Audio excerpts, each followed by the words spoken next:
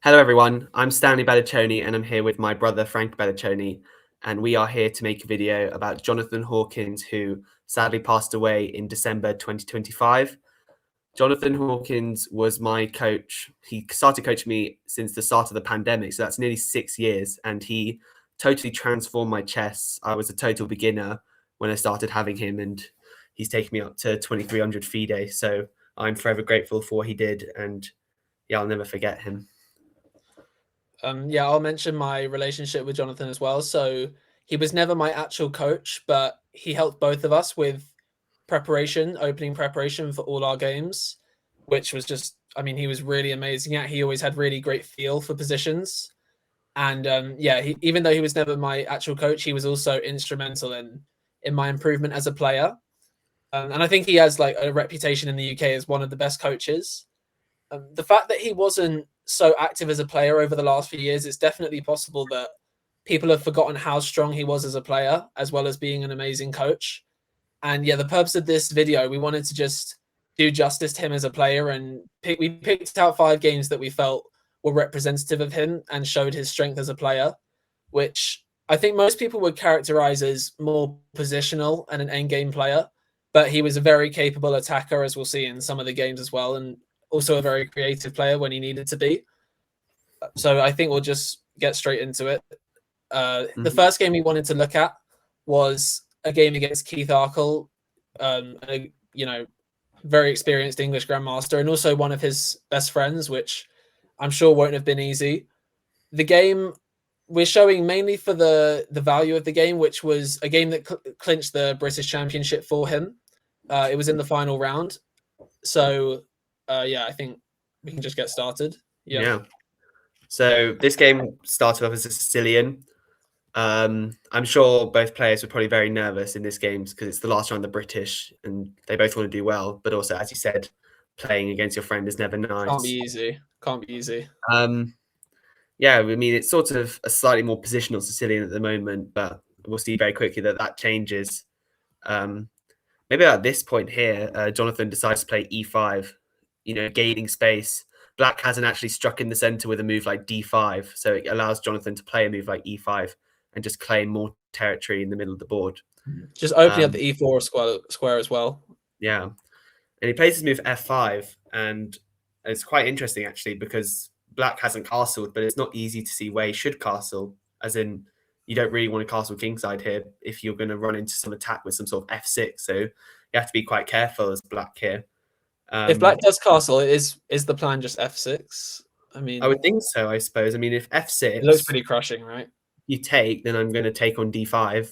And, I mean... Yeah. No, it's a disaster. This is pretty, I mean, I don't know. You're probably already getting checkmated here. Yeah. F5, and I can resign. So, yeah, that didn't happen. So castle can't happen. Thankfully. So he took on c3 and then played g6, which I suppose is a logical plan because... if f6, then I'm going to move my bishop away, and I mean, if I probably won't end up castling, and possibly just leave the king in the center, right? Yeah. So he takes on e6 just to open. Was taking f5 a possibility instead of g6?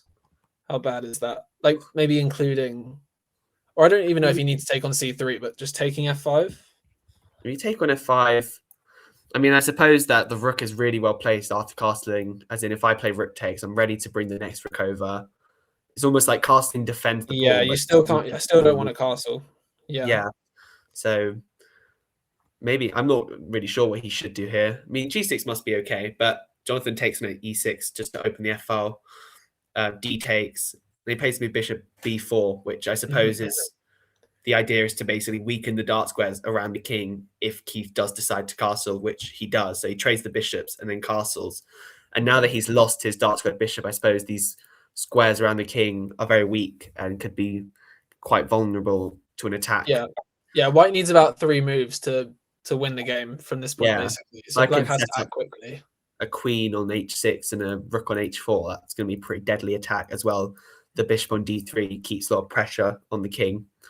So rook f4. This could also go wrong. Like Black still has some trumps in the position. Like the bishop is still pretty good. This diagonal is also the fact that he's lost his f pawn means the king is also slightly exposed on this diagonal in the future, and the queen is temporarily stuck defending the g2 pawn. Exactly. So rook f4, I suppose he maybe is looking in the future, hoping for some sort of attack on the h file, but it's also bring the other rook into the game. Yeah, exactly. Keith plays rook d8 to, I suppose, centralize the rook that wasn't doing very much. You could argue that this rook is quite well placed at the moment, defending a very critical pawn, especially if it already feels hard to make moves for black, though. I mean, I don't see a good plan. You can target this pawn in the future now that it's isolated and it's But I mean, it's more of a strength, right, than a weakness. Exactly. If anything. At the moment, definitely. So queen f2, I suppose, preparing rook f1, and this f7 pawn is just in a lot of trouble, really. Black's going to be tied down at this point. So queen c7, I suppose it defends f7 whilst attacking e5. Rook e1, defending. It's the most natural move. Rook e3, ideas maybe in the future. Rook d5, attacking the pawn. Queen e3, queen e7. I mean, I suppose they're shuffling around at this point. It's kind of hard to see what plan black has. I suppose the idea with rook d4 is maybe h4, h5, I guess. Yeah. I don't know. Maybe that's why Keith played h5, which looks quite natural because it stops the idea of the queen and the rook eyeing up the h7 pawn. Now that's not possible. But I suppose it argues that this pawn becomes really critical now that the g6 and the g6 pawn, exactly. I mean, okay, you can't sacrifice in this position because the rook's hanging, but sacrifice ideas are now in the air. Exactly. So he just goes back. So he's happy to basically lose a move just so that h5 is played. Exactly. Sees that as a positive. And then rook d8's played. And I think that this is the first sort of big mistake, maybe, because you're moving your rook away from a critical defender. And now this pawn becomes very vulnerable. I sort of understand why he did it, as in it makes sense putting both rooks on the d file. There's some nice pressure here. I mean, practically, he might be best off, at some point, literally just giving up an exchange on d3. Yeah, maybe that's his idea. I'm not sure, but I don't think he did in the game, but I think that might have been his best try at some point, especially because the g6 sacrifices just at some point. And in the future, if a rook ever lands on d2, this is actually quite a dangerous threat. So he just goes rook f1, very calm move. Nothing crazy. Just I don't think you can actually afford to. I don't know. Let's say you play rook d7 here. I think this is just going to be very bad. Probably a lost endgame, right? Because if you take with the king, I can give a check and come in and win. The king's still too weak. Yeah.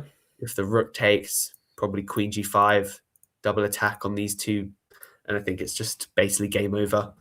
Yeah. So that's why Keith played queen g5. Maybe this was his idea with rook d8. He was sort of happy to sort of utilize this pin and say, I'm attacking the pawn. I've got rook takes d3 potential with a discovered attack. There's a checkmate. Exactly.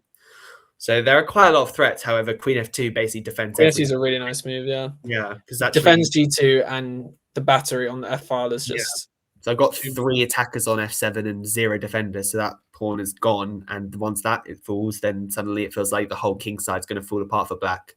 Mm-hmm. And here black plays sort of a shocking move and resigns immediately. So Keith played rook d4 and he resigned. So Jonathan won this game. I think Keith's idea was that if rook takes d4, rook takes. If I take queen takes d4, there's going to be a checkmate. Yeah, there's a mate on g2. But he must have just missed that now queen takes f7 comes. King we'll show the mate, yeah. Queen f8, king h7, rook f7 is a very nice checkmate. Unfortunately, you cannot play a check when you're in check. Otherwise, that would be good for Keith. And that would just be over. So I think he probably realized that as soon as he played it and just resigned. So yeah, it was a very nice game from Jonathan. Quite a dynamic middle game where I'd say the move bishop b4 was one of the most instructive points. Just you can go back. Understanding that with the bishop on e7, black's king is probably going to be a lot safer. If you imagine, if black's allowed to castle and put the bishop on f8 and g7, for example, black's probably going to be fine. But after trading the bishop, black's king is eternally weak for the rest of the game. Do you even have another move here, as in his bishop d8 an option? But that's just you're never casting, right? If I was trying to move the bishop around here, but it just feels like I already want to play rook f7 and rook f1 and just start exactly. I think actually, if you don't trade the bishops, then the bishop becomes too good. So that was a very nice game, and also probably quite satisfying to play quite a nice attacking game and then win your British title. So that was very well deserved. The next game is from the British in 2018. He was playing with white against Peter Roberson, who is in that group of sort of that quite large group of IMs trying to make the jump to Grandmaster. Yeah. And yeah, I think this game is really sort of typical of Jonathan's style, just an end game grind and just slowly squeezing the win out, you know? Yeah. So yeah, E4. So he actually goes for the exchange French, which I suppose is probably less common at a high level because, you know, people typically tend to learn theory in knight C3 or knight D2 or E5. Like, I would say Definitely those are more critical, yeah. moves, and there's definitely more theory. You know, when you first learn your openings with E4, I feel like you're taught to play the exchange French and develop your pieces normally, which is exactly what both players do. Like, and then he goes for smooth Queen E2 check, which already puts Black in a sort of decision here whether he wants to immediately play an endgame, avoid the endgame, but probably get harassed, or I mean, I don't know. I feel like he sort of has to go Queen E7. It feels like the most logical. Yeah, Bishop E7 is also a move. I don't Yeah. know much theory from here, but I suppose that you could just argue that he's wasted a tempo, like going Bishop back. yeah, And, okay, maybe this tempo is not that useful for White, but it's a free tempo at the end of the day, right? yeah. So he's very happy to go into an endgame. This is his sort of thing. Bishop takes. I suppose King takes is also an option. But I suppose you run into the idea of knight C3 and Bishop G5, and actually you're going to have to spend some time defending this pawn because of the pin. Yeah, these kind of positions can be a bit deceiving because it looks like you're like dead equal, and that's the first step to ending up worse and losing these games is by thinking it's completely equal and you're out of the water. I feel like you're talking about games that I've played. You know, I think we've both lost like painful games in this kind of thing. So we're both French players. I feel like you get when you're playing a higher player and they get a sort of symmetrical endgame like this, you just think, oh, I can draw this, that's great. But actually sort of gets to a point where both sides make fairly natural moves, like defending or developing their pieces, making sort of prophylactic moves. And then suddenly it just feels like White has just got such a good position here. And like it's not so easy to like develop the black queen side, like where the pieces should go. Yeah. I mean, Rook E1 is basically sort of a threat, I suppose, as in you've got to do something about that. And then the bishop goes to E6, which is normal, but at the same time, it's sort of awkward there because it's sort of like a blockade, but you don't really want a bishop being a blockade. You want it to be doing more. So there's H3 is the idea is to stop knight G4. Yeah. Also, there's just some like knight H5 at some point in the air. Yeah. Like you don't want to have to lose that. You don't want to have to give up that bishop. Yeah. Knight D7. Can he? I mean, I feel like in this kind of position, although it's kind of ugly, instead of knight D7, Peter might have to just like suck it up and play a move like C5 and accept an isolated pawn just to get the knight to like C6. I mean, I suppose here, if you play C3, Black's probably happy to then be able to develop the knight to C6. And I don't think it's too bad. Jonathan, I mean, I'm sure Jonathan would take, and we'd get a position like this: Rook E2, let's say like knight C6, maybe some kind of knight B3 and C3, and try and put something on D4. I think you probably should go knight B3 first, because if you go C3, can I get away with going like D4 here? Yeah, and just liquidating. Knight B3, I'm going to be met with takes. So if I start with knight B3, bishop retreats and C6, C3. I mean, these positions... Maybe he thought about something like this. But... yeah. I mean, this is not necessarily the kind of position you'd want as Black, but I think that these positions are sometimes misleading, thinking, oh, the isolated pawn's really bad for Black, I can control the D4 square. But actually, it's not easy for White to necessarily make progress here. Yeah. And all Black's pieces are pretty well placed. Yeah. But okay, knight D7 makes sense, I suppose. Very natural. He might be thinking about playing like B6, C5 at some point, but he just thought I should develop my pieces first. But here I think is the sign of where maybe Peter didn't really have a very strong or plan that he was happy with, because he plays move knight F8, which I think is just it's probably quite slow. I mean, you can't actually play a move like knight G6, let's say Rook E1, like knight G6 would just lose here because bishop takes and you just overload. We'll just show, bishop G6 and Rook E6. And then Rook E6, there's so much pressure and you just piece down an endgame. There's nothing more to that. So instead of knight F8, I mean, maybe still C5. Yeah, I think just trying to get some play. Maybe he just has to go for that. Or as you mentioned, B6, C5. Yeah. I mean, the problem with C5 now, I would say it's probably just a worse version of going C5 than moving before, because I would rather my knight on C6 than D7. So, but I mean, maybe his idea is to go like eventually with the knight on e6, which would be quite well placed. But But once it feels Jonathan like you need a lot of moves to do that. Like you have to move the bishop from e6, but the bishop on e7 is hanging after rook 8 e1. Exactly. So okay, he goes rook d8. Maybe I suppose his idea is bishop d6 to then be able to move the bishop and then put the knight on e6. Yeah. But still feels like black's a little bit like very passive. Yeah. And g4 is a very nice move. I mean, in general, you shouldn't really be pushing the pawns in front of your king, right? But here it just gains lots of space, and you're going to bring your king up, and you just got a very pleasant endgame, I would say.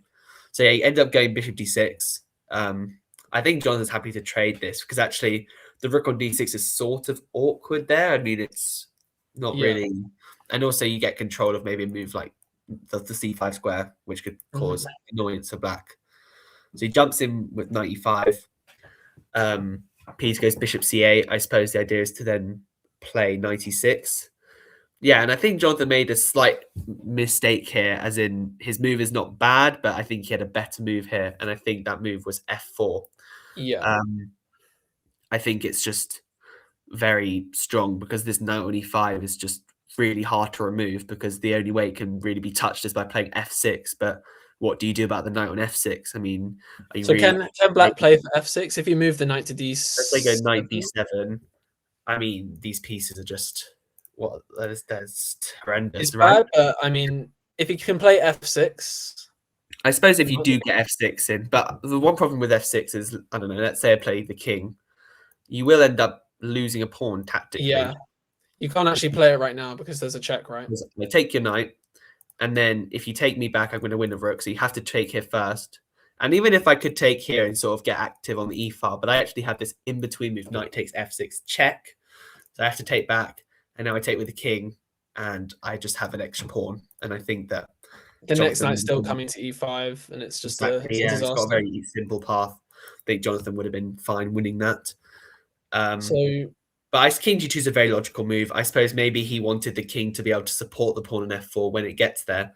But Peter, yeah, I like the move g5 by Peter. Yeah. He probably was happy to not see f4 on the board. Exactly. I suppose his knight f8 idea is sort of slightly worked out now because the knight might end up on f4 with this route, which could be kind of annoying for white if you can't remove it.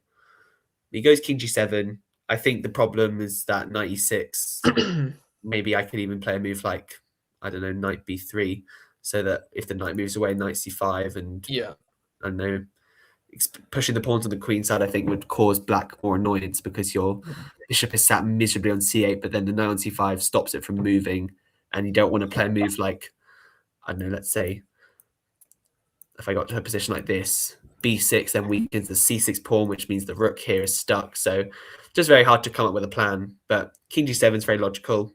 I think I think we should just mention how like every single move Jonathan's played, he's just gradually improving his position. Like his last moves, putting the king on g3 and on a dark square when there's a light squared bishop on the board. Every single move slightly improving position. Understanding of endgames, and he's very happy to sort of play very slow positional moves just to sort of wait for his opponent to make a big mistake, which as you'll see later in the game sort of does happen. So he plays bishop f5. I think he's probably quite happy to trade the bishops, because if you trade this bishop and force the rook away from the e-file, you can probably get some sort of attack going on the 7th rank. Yeah. If you move, let's say, the knight on to d3 at some point, that could be quite annoying for black. And Peter plays knight d7, which I think is just positionally wrong. I understand why he did it. Though. Like he wants to trade pieces to get rid of some pressure, but yeah, I think Jonathan's been very sensible, just going h4. Does he have other moves? Is h4 the punishment for knight d7? I'm not sure. I feel like even a move like knight d3, I reckon, is still very good because you control the f4 square. This pin is very annoying. Yeah, I quite like knight d3. Yeah. So hard to make a move. H4 is very good because you already got pressure on one of the defenders of this pawn. If this knight was no longer there, there'd be 2 attackers, but only 1 defender. So black would have to do something about that. And a move like f6 just feels very wrong to me. I mean, I'm not sure if there's an immediate win here, but this just feels like it's going to be lost. I mean, even a move like knight takes c6 here just wins a pawn if there's nothing more, which I'm sure there is. Maybe even like knight d3, knight c5 wins material. And now that, I mean, he's put all his pieces on like optimal squares, so he needs to open some files to keep making progress. And I mean, maybe this is his idea to go knight to fate, because the idea is that I can't win a pawn by taking on e6 and then taking, because the knight will replace and still defend the pawn on g5. So now he goes knight d3. I suppose the idea is to come into c5 and cause... Also threatening the g5 pawn now. Yeah, with the pin exactly. on the e file. Yeah. So that's why Peter plays rook d8 to avoid... We can just show if let's say b6 sort of stopping knight c5. This is going to end very badly for black, as you lose sort of a critical pawn, and now white gains more space like this. And I think it's just terrible for black. But he plays rook d8 to avoid this, but that doesn't really solve any of his issues.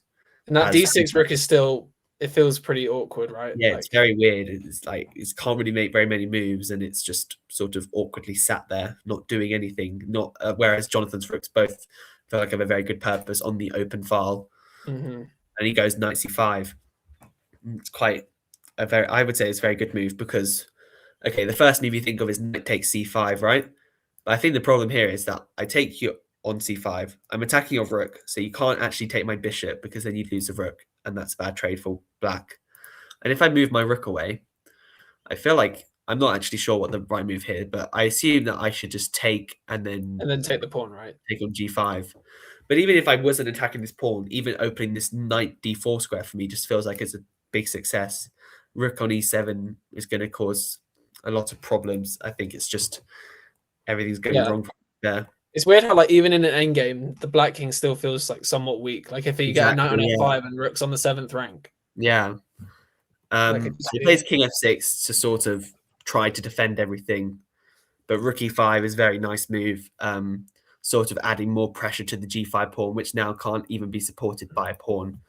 I mean, black is just completely boxed in, right? Yeah, like, it's so hard to make moves. And now he makes this sort of critical capture, because now as black you need to decide how you should take back. And I think Peter's move was not the right choice. He played bishop takes e6, which just runs into knight b7, but we can just have a look at the other captures. So knight e6. If knight e6, I assume rook f5 check's going to be very bad, because on the next turn I'll take on e6, win the g5 pawn, and just claim a much better position, really. I don't think that you can do much about that. Even no matter where the king goes, I'm going to lose this pawn. Yeah, rook f5 is a nice inclusion. Yeah. Because I actually have to deal with this knight. Let's say like knight b3. And I mean, why b3 and not d3? I don't know. D3, I think probably both are pretty good, right? Yeah, I feel like maybe the idea with knight b3 is just that knight d3 doesn't allow some sort of like bishop a6 counterplay. I think this was the top engine line, knight b3, and then this pawn, like knight h7. Also, just ideas of like rook h1, rook h6. Yeah, using the h file. So Blaze bishop takes. Maybe he just missed this move, or he thought that the other captures didn't work either. Yeah, he was just hoping for some kind of fortress, maybe. Yeah, maybe he was thinking after bishop takes c6. Like, it's not obvious here. Let's say I just take your rook. It's not like, over yet. How you make progress. I mean, I suppose I can try and bring my rook to the h file, or even sacrifice it back to win this pawn, which is actually another idea we see in the game here. Jonathan played the move rook h1 to take control of the h file, and then rook h5 to target the pawn. But he actually had quite a nice move here, rook takes h7. And it's quite a simple idea behind it, really. You're not doing anything too crazy. You're going to take on h7, trade the rooks, and then knight takes g5. And next move I take on e6. And then I'm going to attack this pawn. I've got 2 extra pawns for absolutely no counterplay. That would have just been over. But okay, rook h5 is still absolutely fine. You know, it doesn't really change the advantage. Bishop c8. Now you're kind of forced to take a rook, but that's fine. And he wants to probably avoid sort of f6 problems if knight takes g5. So rook e1. There's no need for those complications, right? Just bringing the other rook to the h file. And as we see, maybe Peter got a bit excited here because he plays bishop takes g4, which looks at first like a very good sort of try, because it looks, if I play king takes g4, suddenly knight f6 check and black is totally back in the game. After bishop g4, it's probably a good moment to pause and try and find the best move for white. Yeah, because there's a very impressive idea which Jonathan found. So it is knight e5. So well done if you saw that. It's a very cool idea, really, because if you move the king away from the rook, I'll just take your bishop. But as you've seen the game, king takes h5. Looks like I've lost my rook. But after rook h1 check, the knight does a very good job of restricting the bishop, the king, sorry, and actually black's own pawn boxes him in to the side of the board. So yeah, Peter resigned. I suppose you could play bishop h3 here, but He could have let him do the mate, right? he ended up resigning after rook h1. What would you say were the most instructive points of this game? I quite like g4, just like once all the pieces are in the right place, just gaining space. Exactly. But I mean, there were quite a few nice moments. Yeah. I mean, I think Jonathan had a sort of clear, it feels like he had a sort of a clear plan for this game, you know, get an endgame and just try and positionally outplay my opponent, which I suppose works really well. Like you said, g4. He's happy to trade the bishops and get a knight on e5.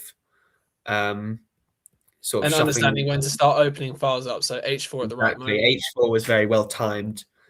And then he was also at the same time, as well as being very positionally strong, very tactically alert, you know, rook e5 and pressuring the g5 pawn. And then I think after this, it was just smooth sailing.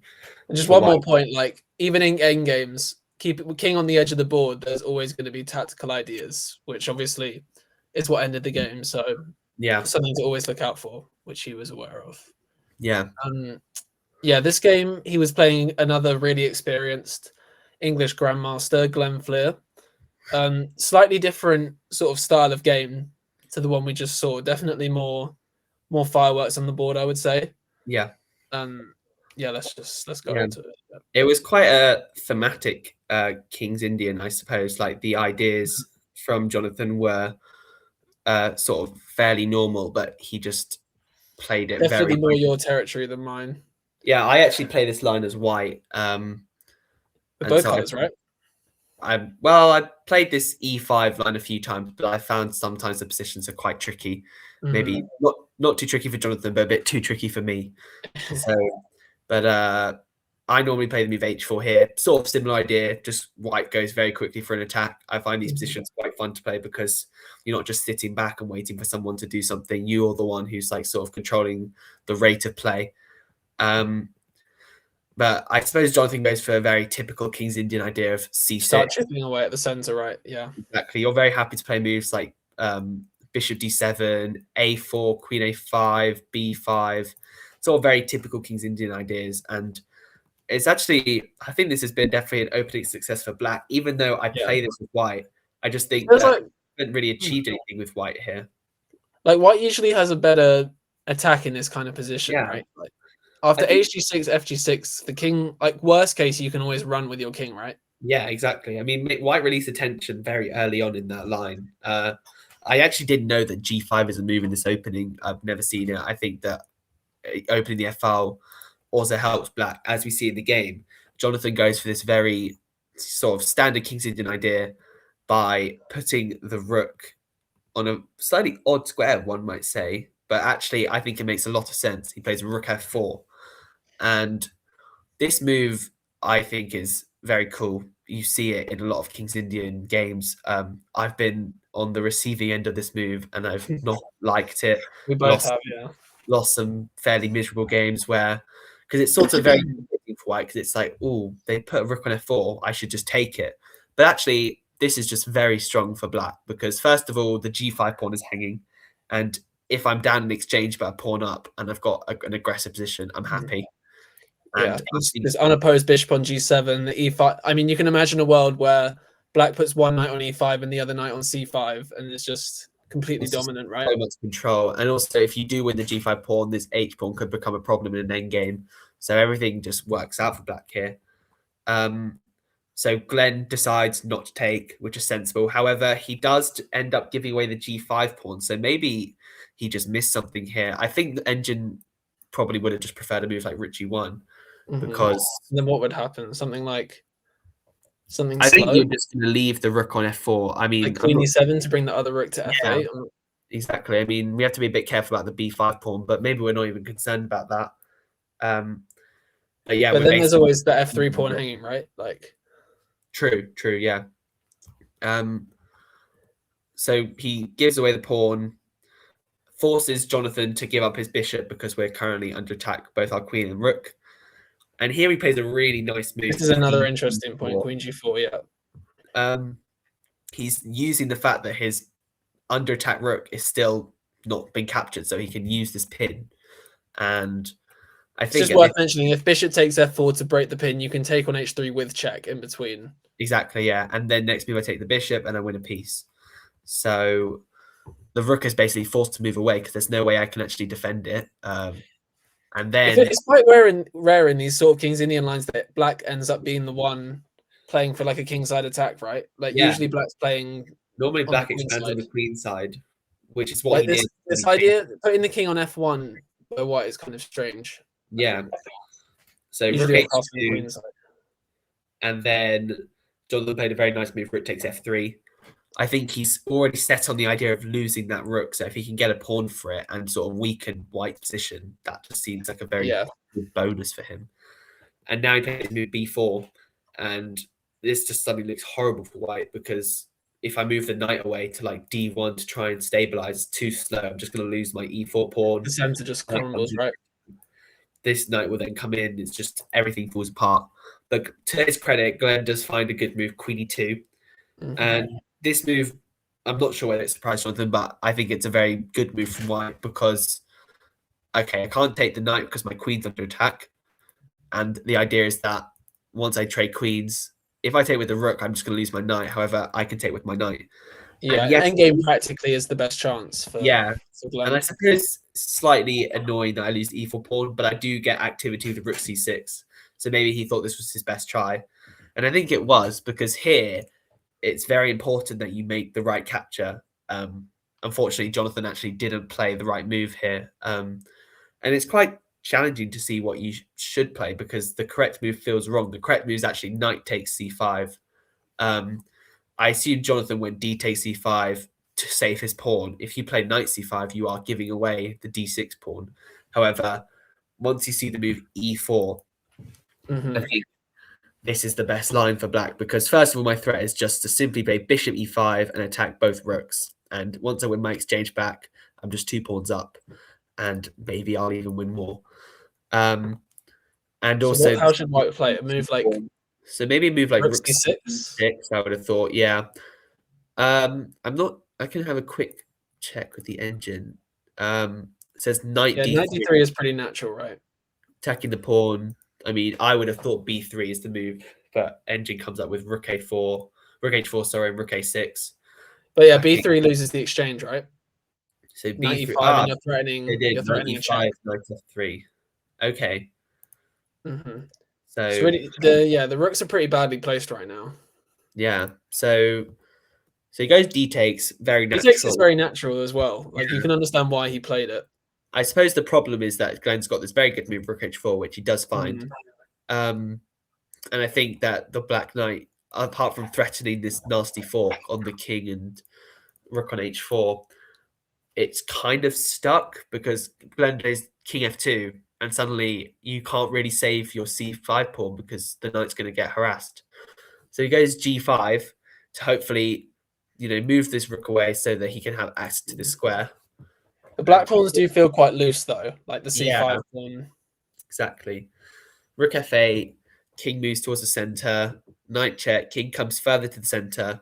So Glenn's definitely using sort of the endgame rule of having an active king to his advantage. This pawn could become very dangerous, and actually, if the king gets in, it becomes even more dangerous. Yeah, you can see white winning this game for sure. Yeah, so h6 defending g5, and now he starts pushing his past pawn. So is d6? So wait,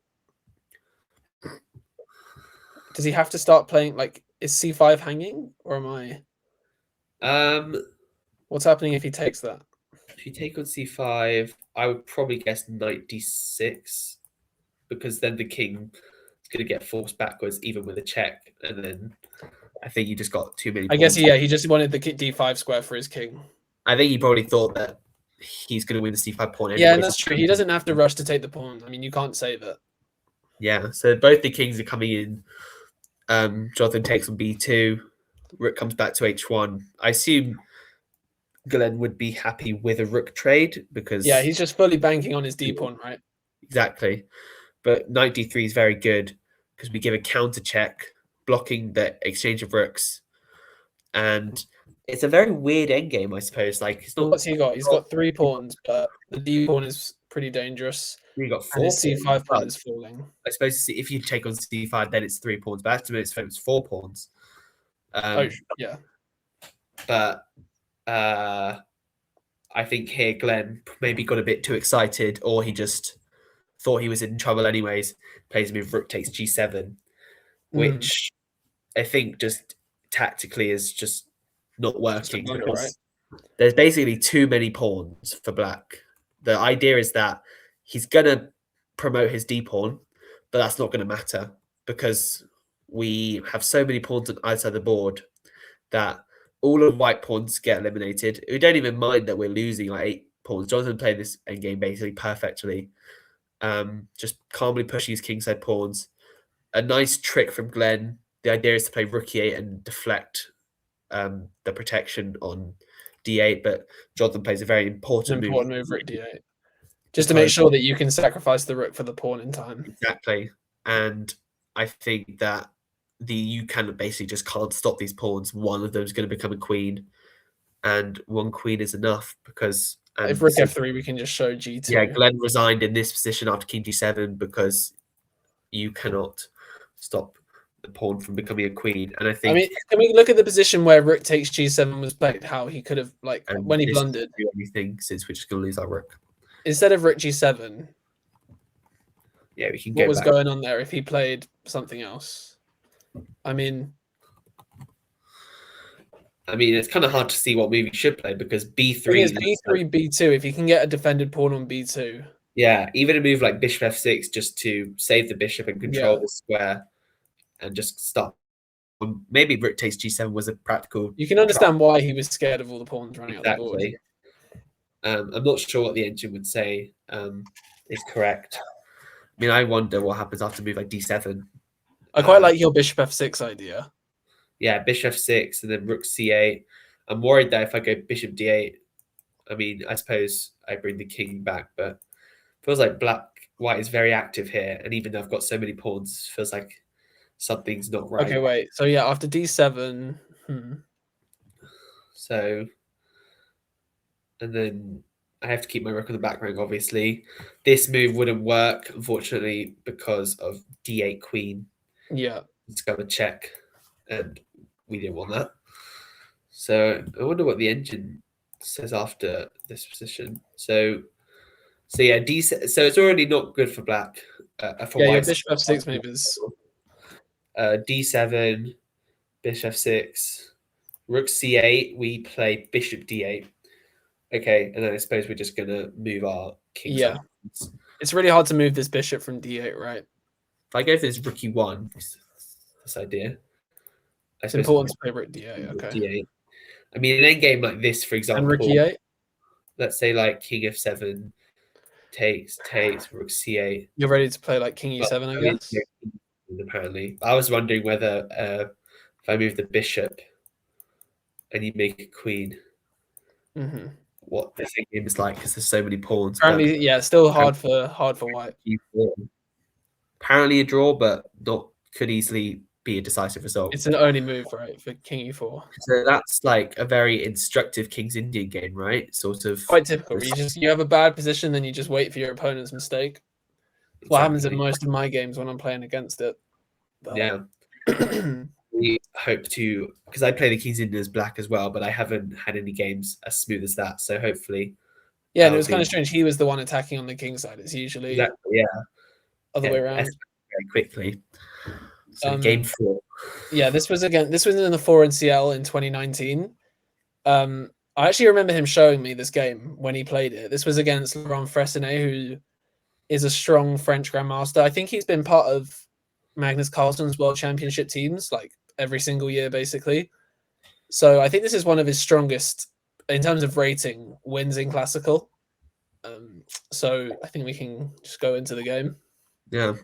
I think he was more of a d4 player in general. The first game we looked at, he played e4, and also against Peter Roberson, he played e4. But I think he was more of a d4 player. Yeah, I think that I agree with that. So sort of a very typical style. It's very typical for once white waste a tempo with the bishop to then capture, so that you have to spend 2 moves in the opening move in the same piece. Forcing the bishop backwards, ready to bring our bishop out on this diagonal. And I suppose the we typical just mention, like white typically wants to expand in the center with like e4, and black's playing for either e5 or c5 at some point to break out. I think in general e5 is played more because it would take more time to support e5. But rook d1 is sort of anticipating either pawn break. I'm ready to have my rook on the right square. Queen c7, natural move, putting pressure on the h2 pawn in the long term. Bishop d2, and now e5. So I suppose black would be fairly happy if we were to, for example, trade all these pieces. Yeah, it's quite easy for black to take over in these kind of positions. Yeah. And your king can be quite weak with white. In the right time, c5 will come. And these bishops are very strong, whereas this bishop is just not very good. White's pieces just make no sense, right? Yeah. So that's why Jonathan played rook c1. And his idea is actually to threaten knight takes b5, using this pin to win a pawn, and also the endgame is just very bad for black. So a6 just preventing knight b5. Played a6. And now he plays this very interesting move, b4. And this move was sort of interesting to me just because it feels like I'm giving away such an important square on c4. But obviously, Jonathan was fine with that because, first of all, just to show the idea is that we still have this knight takes b5 discovery, winning the bishop pair, pressure on the rooks, and suddenly white's position just totally comes to life. I think the main thing to mention is that he just fixes the weakness on c6 completely. Yeah. So we were mentioning earlier ideas of black unleashing with c5 and the b7 bishop coming to life, and b4 just completely stops that idea. Yeah, and just fixes c6 as a weakness permanently. And yeah, I think that's the main point to mention about b4, which is why it's an interesting move. Yeah. So rook e8, just ignoring that you could take on b4 and just playing normal moves. Bishop d3. I feel a bit uncomfortable just putting myself in this sort of e4. Like if you can highlight the move, like e4 idea of pinning forking the knight and the bishop, but obviously it doesn't work right now. Yeah, let's say I feel slightly uncomfortable putting that there. Yeah. So h6 stopping any attacks on h7 in the future. Knight e4, pretty typical move in these sort of positions, using the fact that we haven't yet played e4 to sort of attack and offer exchanges. We trade knights. Attacking the c6 pawn as well. And then here he's got sort of an interesting decision. I suppose this decision would then decide how the rest of the game will go. He ended up going knight takes d4, which some people might be a bit surprised by, as technically you're losing a pawn. But I think that his idea is that this pawn is just very weak, and you kind of have to save your bishop, otherwise it. So if bishop back to like d6 now.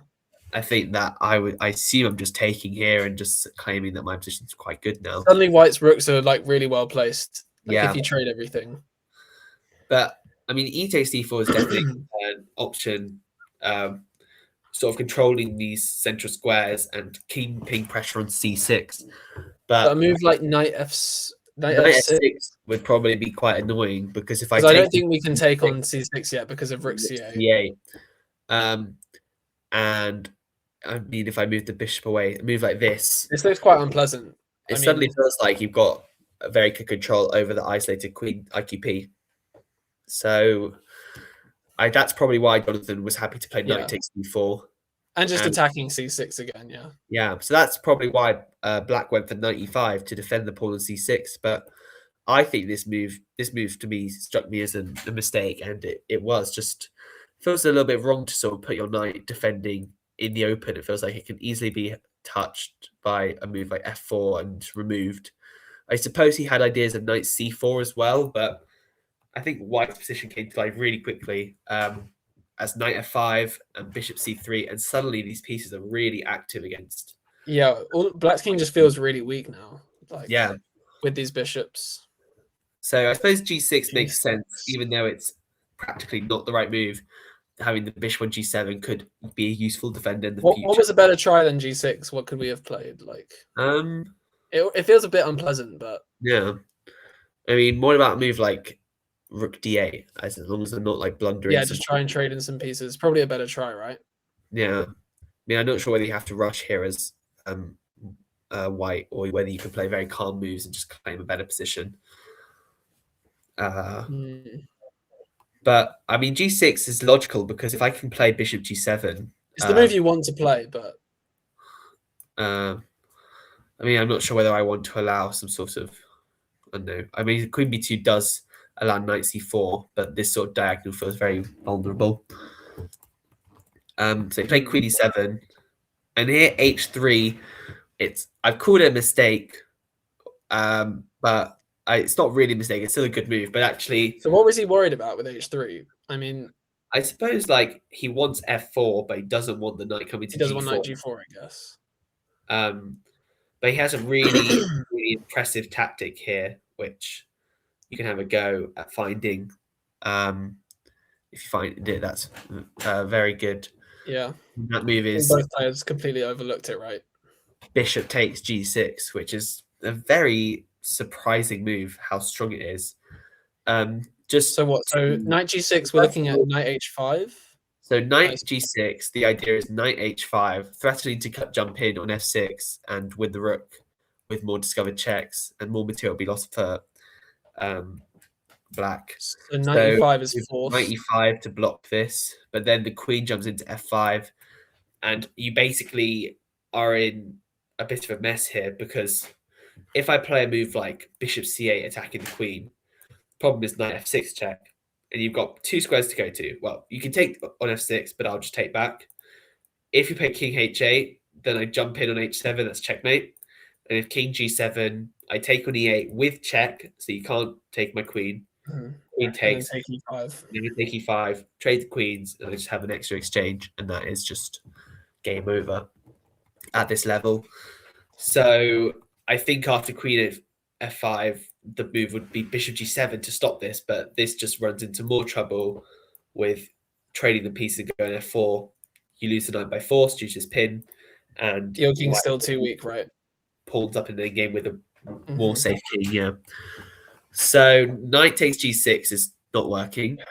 What about f takes g6? But I think this is even worse just because of f4 here.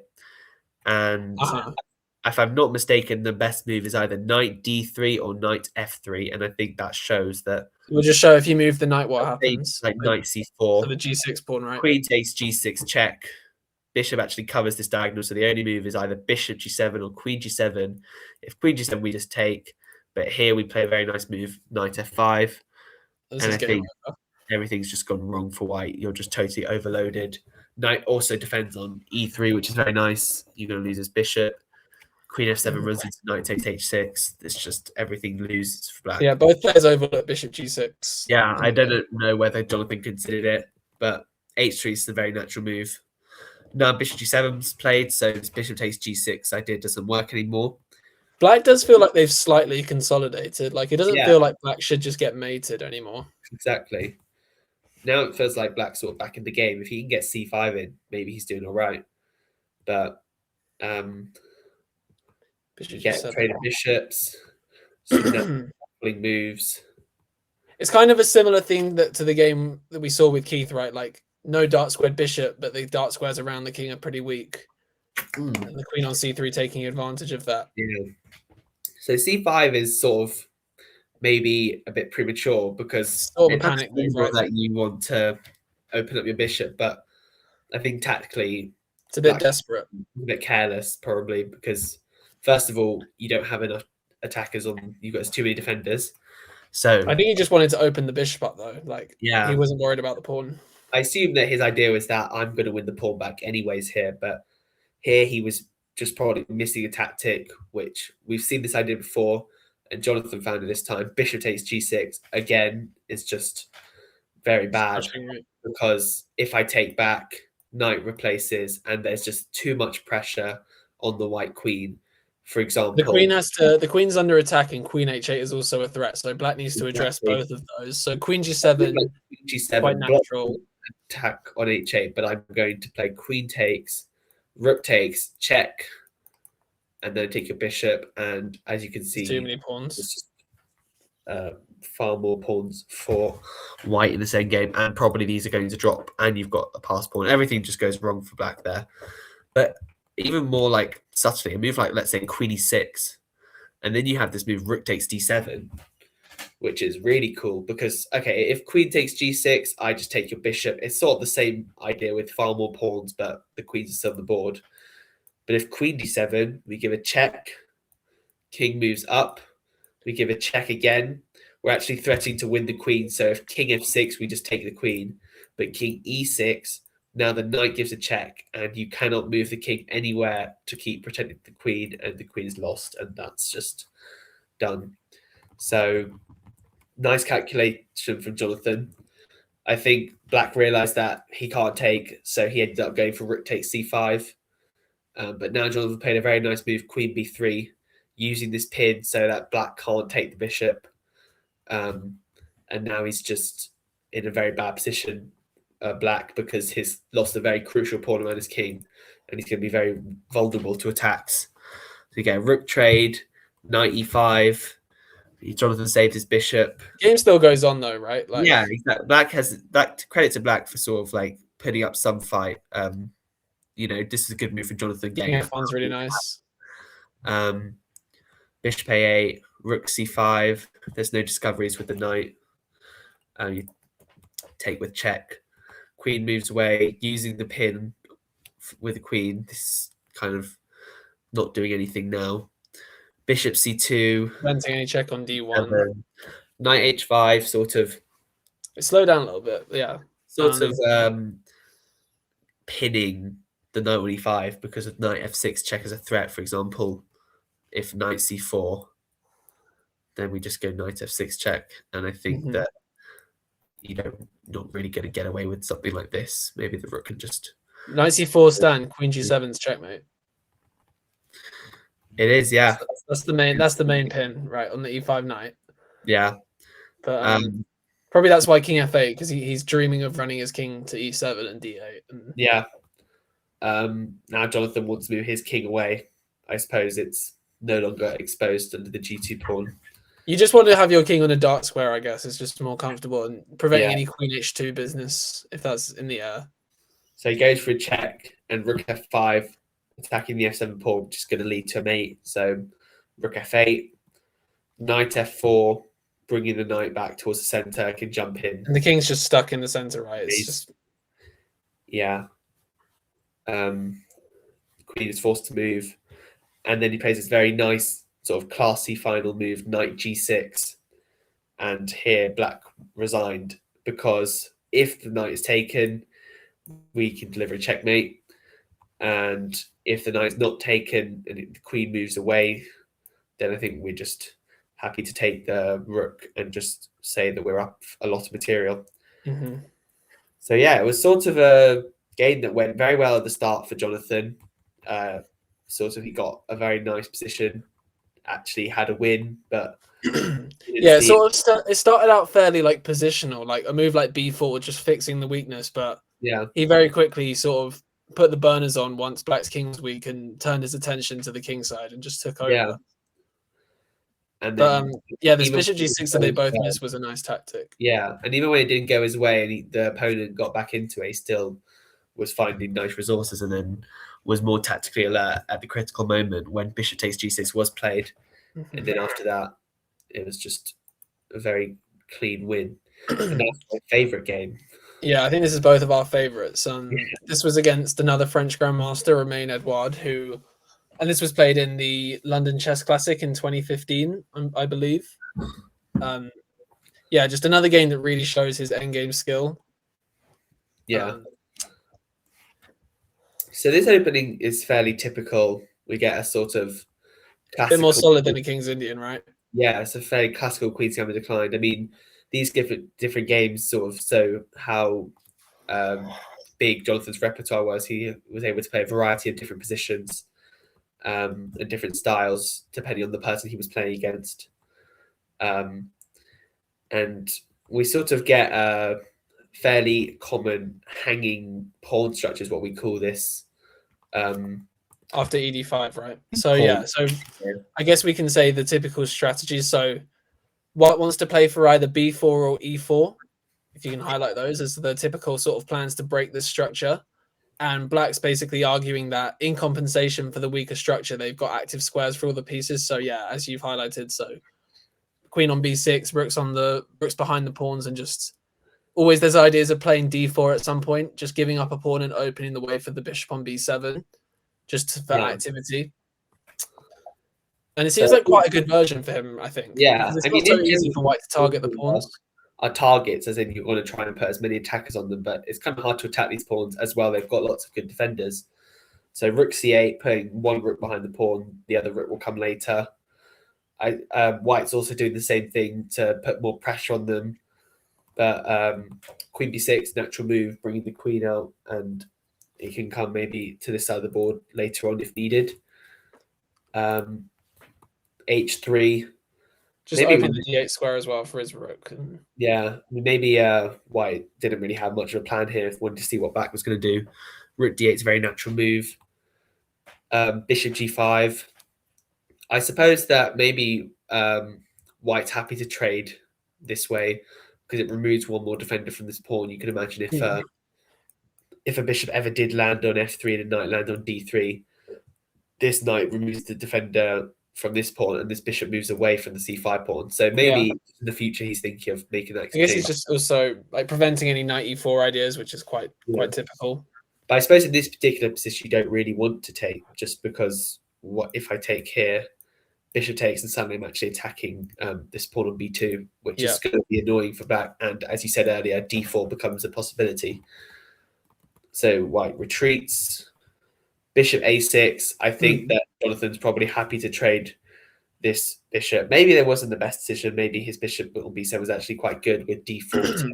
But yeah, you think like typically trades would favor White in this kind of structure. Yeah. It might become easier to attack the pawns, and the space and their lack of space won't matter as much. But at the same time, by trading that bishop, you open the b file. So ideas of going like queen b6 and rook b8 just to target the b pawn become more viable. Yeah. And then queen e6, so bringing the queen onto maybe a more central square, has lots of different paths to go down now. Rook e1 stops d4 because... I think, queen e6 he might have been setting up d4 because the rook's now defended on c8 twice. But now after d4, once we take, we cannot take back due to the pin on e6. So knight d7. I suppose this... Jonathan was very happy to trade pieces here and sort of... I think it's just because his rooks are so well placed that the pawns are not weak. Yeah. Trades are fine. So now White gets in this crucial idea of e4. And I think it's fairly typical for Black to, in response, play d4. Because if we were to take here, I'm not really sure how you should take back. I think all captures are probably fine. But I think this is really nice for White now. This is weaker than this. And that's suddenly all of White's pieces just make a lot of sense. And now, technically, this is a connected pass pawn at the moment, right? Obviously, it's not going anywhere for the time being, but it could become annoying. It's an asset in the long term. Knight e5. It seems like Jonathan is very happy to trade these sort of pieces just in order to gain space. This is probably a point to like stop and like talk about what both sides are trying to do. So is White trying to eventually play like put a queen on c4 and play b4? Yeah. And break up Black's structure? I mean, if you're able to get rid of this pawn, then suddenly this pawn would just... it feels a lot more comfortable to play with Black right now. Yeah, I would agree. I mean, at the moment, c4 is a threat, so you've got to do something about that. Yeah. Which he does. Queen d3. Rook b8, attacking the b2 pawn, which is now... Preventing b4. Rook e2 makes sense, because maybe the rook will come to c2 later to attack the c5 pawn. Yeah. Rook e8. Preventing rook c2, as you said, a5 is quite a nice move because in the future b4 could be annoying, but now I've got more attackers on the You might want to play a4 and rook b3. Yeah, as well. keeping the rooks behind the pawns on the open files just to create annoyance for white. So they're sort of shuffling around for quite a while. We end up finally losing our pawn, but in exchange, we're going to win the b3 pawn. And I mean, this pawn is, you could argue, some would argue it's weak, but also at the same time, you've got to be careful because you can't just allow it to get all the way down the board and become queen. Yeah, I think it's worth mentioning just in general in queen and rook endgames, this game's sort of showing how the quality of pawns is always more important than the quantity. So obviously the d3 pawn is at the moment much more of a strength, and that's more important than, for example, defending the a5 pawn. Yeah. So queen b6, utilizing this pin. King moves away to prevent that. And now Jonathan just grabs a3 pawn because that's not defended. Rook c8 check. We trade a set of rooks and the king goes h7. And now rook c6. And it's kind of hard to see how black progresses without falling into a repetition. You see they repeat. Yeah, the king does feel really weak, right? I see Jonathan, based on some of the decisions he made in terms of trading quite a lot of pieces, he probably would have been happy to repeat if rook c7 was played here. I don't actually know what you do to avoid that, because I think he would have had to repeat. Yeah, looks probably, I think you're forced to repeat. But white goes rook a6. Maybe white was thinking in terms of maybe the tournament situation. I'm not sure what that was, but maybe he's thinking I need to try and win with white against. Or he may have just felt he's not really risking much. Like he might have felt he always has a perpetual in his pocket. Exactly, but obviously he's to be proved wrong shortly. So f4 defending the e5 pawn, rook a2, and maybe I don't know, if I was white here, I'd probably be regretting that I didn't take a draw, because suddenly queen e6, which is the only move to sort of prevent sort of a move like f5 from. Yeah, like let's just say if you play a casual move without a4, if you play, I think that queen f5 is going to lead to checkmate. Queen f5, g6, queen back to c8. And I've blocked this square, so now you're going to get mated on g8 or h8. Choose whatever you like more. So queen e6 is important to prevent that. Yeah. Queen this h8. Is where the game gets interesting. Yeah, this is why this is my favorite game. So rook g8, and I think this was an important move because you put black under a lot of pressure to sort of find king f5, which I think is sort of a move that probably Jonathan was aware of from a distance, because you see here that I'm losing the g7 pawn. Yeah, if you don't see king f5, you can't go down this line, right? Exactly. And actually the king is quite safe up here, as you'll see for the rest of the game. Rook takes g7, king goes further up the board to f4, get a check on g4. It's important, I think, for the king to go further up the board. King e3, it's just like really shocking to see the king kind of being on the same rank as the other king. You don't normally see that, right? I think if you go back, you're going to run into trouble with a move like queen h7. Only move is to take a pawn and then rook e4, and that's not what we want. So king goes further ahead, and now we get a mistake from white, rook g3 check. Which is quite a natural move, right? Just giving another check. It is surprising it's a mistake. And actually, Jonathan also made a mistake here, but his move is still winning. He was probably deciding between king e2 and king d2. So maybe at this point he was already committed in terms of bringing his king down the board. He went for the move king e2, which I think is a very human, logical. I think it's more natural, right? Because you don't want to stand in front of the d pawn. Exactly. You but don't want at the same time, with the king on d2, it feels like there really is no check. Like you can never check on the a5 e1 diagonal because the b4 square is covered. Yeah, like, let's say queen is really safe, defending the pawn, but actually this square is covered. And if I play a move like queen c4 here, you're ready to just go king c2, right? And king d2, c2, d2, and I'm going to have another queen. But okay, king e2 still makes sense. Queen d8's played. Queen c4, maybe that was going to be his next move anyways, just because it makes sense. Centralizing the queen is nice. Yeah. Queen b6, eyeing up the e3 square, but Jonathan is fine with that because queen e4, very good move. kind of controls everything at this point, right? Like It's this just amazing check how safe his king is on E2, right? exactly. Queen B3, attacking the rook, but we just play a very nice move, rook C2. I mean, even though we got the D3 pawn, also the A pawn's dangerous. Queen B5, pinning the pawn so we can't play D2 here. H5. I think that our problem for black is that his main defenders is his pawn and his rook, and you kind of need your rook to be attacking the black king rather than defending Yeah, the your own. rook's really badly placed. Rook F3, A4. He's playing on both sides of the board. Exactly. E6. Idea is to win the pawn on H5, but I don't think that's going to help white at this point. I suppose here is probably the most critical moment of the game, since white has suddenly got quite a nasty threat of playing a move like rook F4 check. I feel like I've had this so many times where I would have just blundered a mate here if I was playing with black. But Jonathan finds a very impressive move. If you want to pause the video for the final time and just calculate exactly what Jonathan saw. And that is King E1. Very satisfying move. I would have found it very fun to play a move like that. Yeah. It almost looks like you can't tell which, and if you didn't have the coordinates, you wouldn't be able to tell which side of the board is which. You wouldn't. Yeah. Kings run all the way from E8 to H7 to E1. Exactly. And there's no checks.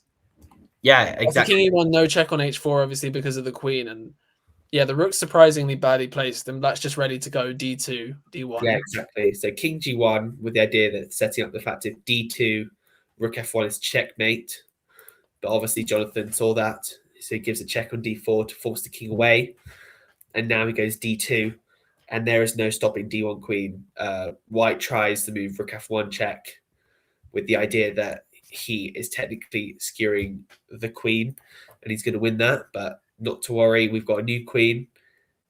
And he still has to just make sure there's no perpetual or anything. Exactly. It is a little bit tricky. They do shuffle around for a while because it's quite hard to avoid. Still a bit of work to do. And here he's threatening queen F4, so Jonathan plays E5. I think an easier move would have been queen D2, cover the check, and then create more space for the king. But E5 is totally fine. Queen D3, and on E4, and here white resigned because next I think that the queen's going to come out, the king's going to move away, and actually the A and E pawns are actually quite dangerous. You might end up getting a second promotion. So yeah, that was a really nice king run. Yeah, a very nice. Yeah, the king run was very nice. Probably a big win for Jonathan at the time. And yeah, quite a few themes in that game as well. Like the way he kept centralizing his queen as well. Just lots of like useful playing on both sides of the board. Exactly. Lots of like endgame themes to be aware of from the game. Yeah, no, those are 5 very impressive games. It definitely showed Jonathan's different styles of play. And yeah, I mean, he was a very humble guy, so he didn't talk that much about his games. But yeah, hopefully these 5 games were representative of him as a player. I mean, some of his achievements. Yeah, he was a 2-time British champion, 2-time British rapid play champion, and one of the first IMs to win the actual British as well. So his achievements speak for itself as well. Yeah. But I hope you enjoyed this video, and we're going to make this study public, so you should have access to it if you want it on Lee Chess, and then you can have a look through these games in your own time.